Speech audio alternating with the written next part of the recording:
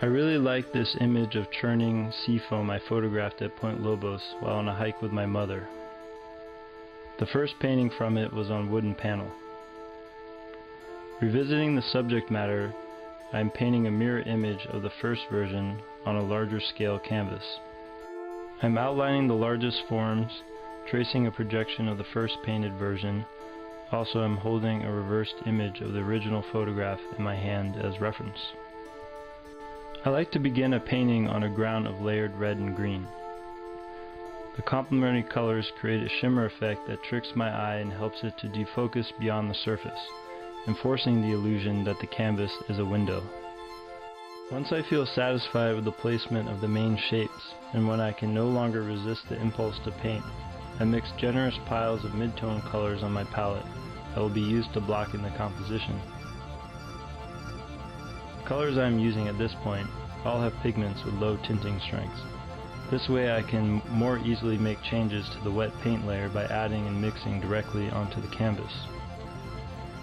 I like the effect of this subdued palette as it relates traditionally to tonalist painters and James McNeill Whistler.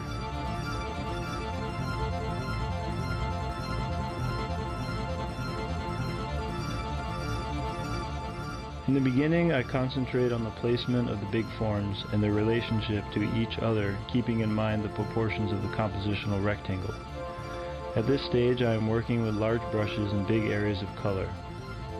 Later, I will use smaller brushes to define edges and to build contrast and complementary relationships. This approach ensures that there is a generous amount of paint on the canvas, a value that carries on from California painting traditions such as the Bay Area figurative and abex painters, who are known for using copious amounts of paint.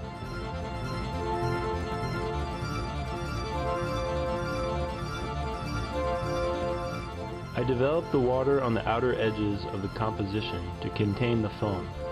The large viridian shapes of water press against the foam mass and its tendency to expand. After the overall flow of the composition is worked out, I can attend to medium-sized shapes and eventually details.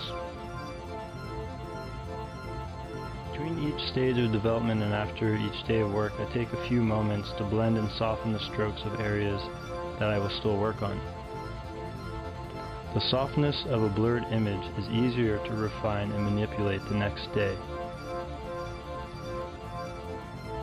I begin the painting with big forms, working the overall structure of the composition, the macro.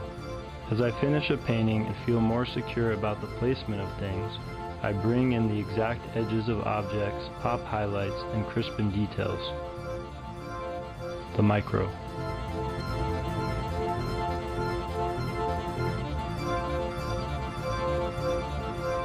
As I develop the image, the process where I'm honing in from the macro to the micro, the foam elements are in a state of flux, floating around in the same way as when I photographed it, looking down over the cliff at the edge of Point Lobos.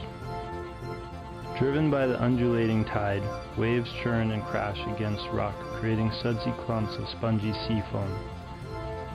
With lines and shapes, my paint strokes represent these active forces. The dance on the water's surface is like the settling and shifting of the painted composition. My process of painting synchronizes to the life of the subject matter. My brush strokes become forces, and my determined artistic willpower to create the painting acts akin to the moon's gravitational pull.